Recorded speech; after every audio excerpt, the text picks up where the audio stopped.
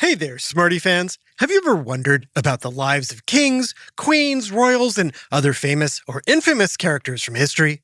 Well, if so, have I got the podcast for you. History Tea Time brings history to life with captivating and informative stories that are perfect for adults and older smarty pants. Host Lindsay Holiday narrates her super detailed research on a variety of fascinating topics in an easy-to-follow style. From the hidden stories of Henry VIII's secret children to the dramatic lives of the Romanov sisters, History Tea Time uncovers it all. Plus, it delves into modern royal practices like coronations and succession rules, placing them in a historical context.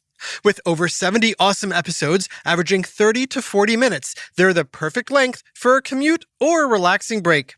Tune in to History Tea Time on iTunes, Spotify, or your favorite podcast platform for a delightful journey through the past. Hello, smarty adults. I want to tell you about a new podcast that might keep you up all night.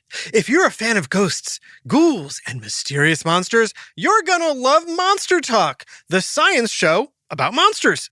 This podcast, for adults only, uses science and skepticism to explore the fascinating realm of cryptozoology, ghosts, and goblins. Since 2009, hosts Blake Smith and Karen Stolznow, along with expert guests, have been shedding light on these enigmatic creatures and sharing their stories.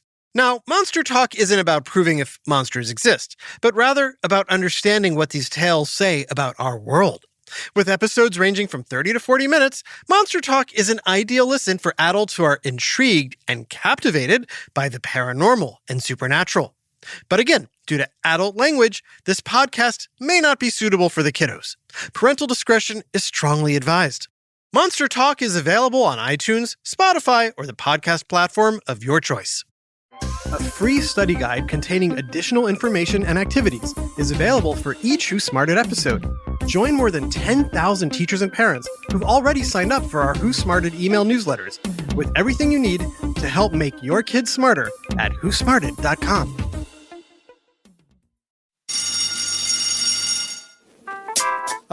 Lunchtime.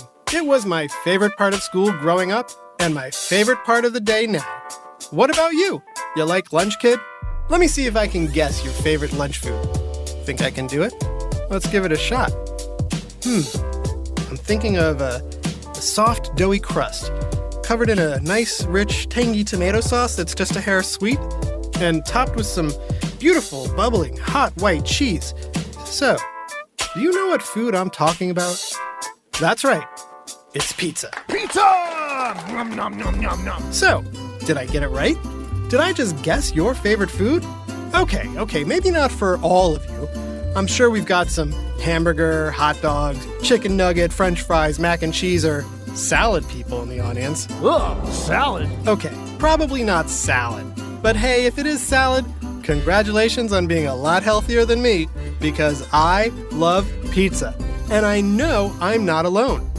Pizza is one of the most popular foods in the world.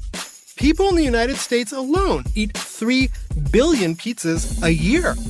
The average American eats 40 pizzas a year. Wow! And 83% of all Americans, that's 8 out of every 10 people, eat pizza every month. Whoa. I don't care if it's hot pizza, cold pizza, triangle pizza, square pizza, pizzeria pizza, frozen pizza, pizza pies, pizza slices, pizza bites, pizza bagels, or even pizza-flavored goldfish. Just give me a piece of pizza and I'm a happy guy. Now, some of you might like pizza, but not every part of it. For example, you might like the cheese and the sauce, but not the crust. Others might not like or be able to eat the cheese. And then there's some people who eat just the cheese. But any way you slice it, pizza is a lot of people's favorite food and can be enjoyed in a lot of different ways. But who invented pizza? Why is it so popular?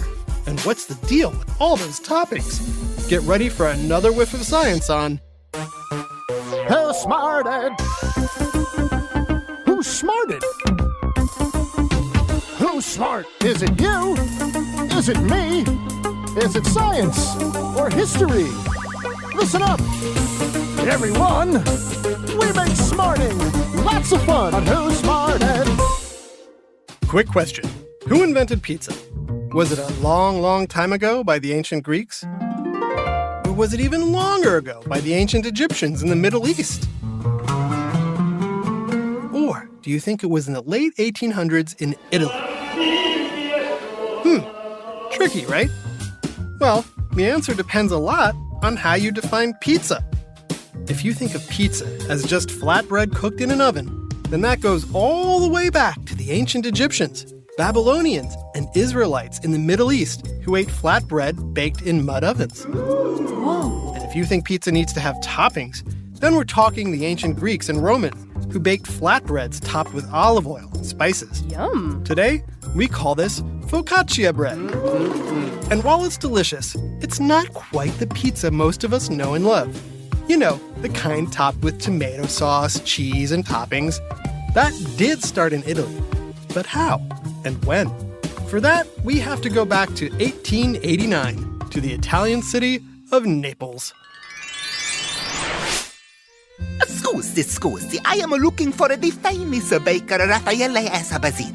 Where can I find him? Oh, the Esposito's bake shop is right over there. He makes the best bread and pastries in all of Naples. Yes, I have heard, but I have a special order from King Umberto I and Queen Margherita. They are visiting Naples tomorrow and they want to have a pizza. A pizza? Yes, a pizza.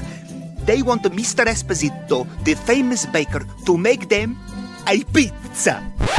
Okay, I know what you're thinking. If this is the story of how pizza was invented, how could the king and queen order one if it wasn't invented yet? Good question, smarty pants. But remember how I said earlier that the ancient Egyptians, Greeks, and Romans all baked flatbreads? Yes. Well, so did Italians in 1889. In fact, lots of street vendors sold these flatbreads and called them pizza. Now, why did they call it pizza? Well, it comes from the Latin word pincere, which means to pound or stamp, and the Italian word pizzo, which means mouthful. Delicious. What do you get when you take a mouthful of bread and pound it flat? Why, you get pizza. Hello, Raffaelli. Kind sir, I need you to make a pizza. Pizza? What is this pizza? Pizza is a street food. You can get a pizza from any vendor on the street. You don't need the great Raffaele Esposito to make a pizza. But this is for King Umberto and Queen Margherita. What? You didn't say so. I must make them a pizza. But not just any pizza. I will make a special one with the tomatoes I grow in my garden and the best mozzarella cheese in town. And a few snips of fresh basil. Now this. Magnifique. It's a work of art. A thing of beauty. And just look at those colors. The red sauce, the white cheese, the green basil. It looks just like... What? What else is red, white, and green that would have Raffaele feeling so proud? No, not Santa with spinach in his teeth. Oh, no! Why, it's the colors of the Italian flag. Yes, this is a pizza fit for a king and queen of Italy. And from that day forward, that exact combination became what we know as pizza today. Wow. And do you know the name of this kind of pizza? It has a name. Let's see how well you were paying attention to our story. They named this type of pizza after the queen it was made for. Do you remember what her name was? That's right. Queen Margherita. Today, the typical plain slice of cheese pizza you get at the pizzeria is called the Margherita slice. But how did a slice of pizza made for a queen in Italy travel the world and wind up in the US? Any ideas? Hey, I'm Johanna Wagstaff. And hi there, I'm Rohith Joseph. And we're asking for 10 minutes of your day to go through the 10 things that the UN recommends we can all do when it comes to climate change. Please don't leave. No. And also, the things aren't new. We are just wired to not do them. We promise you to help you figure out your brains, and you and your people can make better choices to combat climate change. 10 Minutes to Save the Planet is available now on CBC Listen and everywhere you get your podcasts. Breaking news! Across the globe, sounds are mysteriously going missing. Waves aren't crashing, crickets aren't chirping, and the familiar jingle of the ice cream truck is a distant memory. Follow Detective Hunch and his new sidekick, Audie the Ear, as they solve sound mysteries and track down the nefarious sound swindler. All with a little help from me, LeVar Burton. Listen to Sound Detectives wherever you get your podcasts. Sound Detectives is sponsored by Half Price Books. You hear that? That's the horn from a steamship leaving Italy with hundreds of immigrants. And as Italian immigrants made their way to other countries like Spain, France, and England, Blimey. they didn't just bring their clothes and belongings with them, they brought pizza. So, where did this new version of pizza become popular first? Was it Italy, Spain, France, England, or somewhere else? If you said Spain, France, or England, good guess. But that's not it. And if you're like most people, you probably said Italy. But guess what? Despite being invented in Italy and looking like the Italian flag, the margherita pizza was not a big hit in Italy. What? Nope. Pizza first became popular right here in the good old US of A. Wow! That's right. Told you Americans love pizza. And guess which city had the first pizza store? Here, I'll give you a hint. Times Square, Broadway, the Empire State Building, the Statue of Liberty. Taxi! That's right, it's New York. Gennaro Lombardi opened Lombardi's Pizza way back in 1905. And guess what? Lombardi's is still open today using the same oven to bake pizzas. Wow. Now there are more than 2,000 pizza restaurants in New York City alone. Yo, give me a square, Sal. Let me get 2 pies with the works. One pepperoni to go, huh? Hey, I need a plain slice, not too hot on a paper plate. But here's the thing. The first pizzerias may have opened up in New York in the early 1900s. But believe it or not, pizza just wasn't that popular. It's true. Instead, Americans were more excited about canned fruit. Yeah. Nathan's hot dogs. Okay. Oreo cookies. What? And chilled leek soup. Yeah. It wasn't until the 1940s that pizza got super popular, when soldiers coming home from the war started looking for that delicious street food they had discovered and fell in love with overseas in places like Spain, France, England, and Italy. From that point on, America's love of pizza just grew and grew until it became one of kids' and adults' favorite foods. Of course, pizza is great plain, but a lot of people like to add a little extra something on top. That's right, I'm talking about toppings. Go ahead. Think of your favorite pizza toppings. Shout them out. Go ahead. I'm listening. Interesting. I heard sausage, meatballs, tuna fish, really? Pineapple? Not a fan, but okay. Barbecue chicken, olives, mushrooms. What's that, salad? Yeah! Hey, if you're putting salad on pizza, you're definitely healthier than me. Okay. So I heard a lot of great topping choices, but what do you think is the absolute most popular of all the pizza toppings?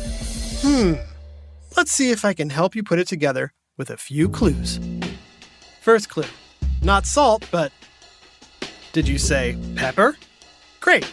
Next clue, besides pizza, another favorite lunch for kids is maca blanc and cheese. Maca blanc and cheese. Macaroni. Did you say roni? Great. Now put them together. Pepperoni. Pepperoni is by far the most popular topping on pizza. And unlike the pizza which started as flatbread baked in Middle Eastern ovens, then reinvented by the Greeks and Romans and perfected by the Italians, the idea of adding pepperoni to pizza is completely American.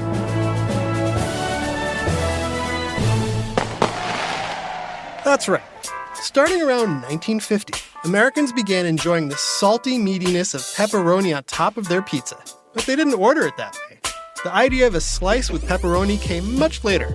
In the beginning, people would go to restaurants and order their pizza plain or with veggies. However, most restaurants also served cured meat platters, which were very popular at the time, and they included thinly sliced meats like salami, ham, and pepperoni. Americans, who love experimenting with their food, began putting pepperoni on top of their pizza, and the combination was a love at first bite. Whoa, did you hear that? All this talk about pizza is making me hungry.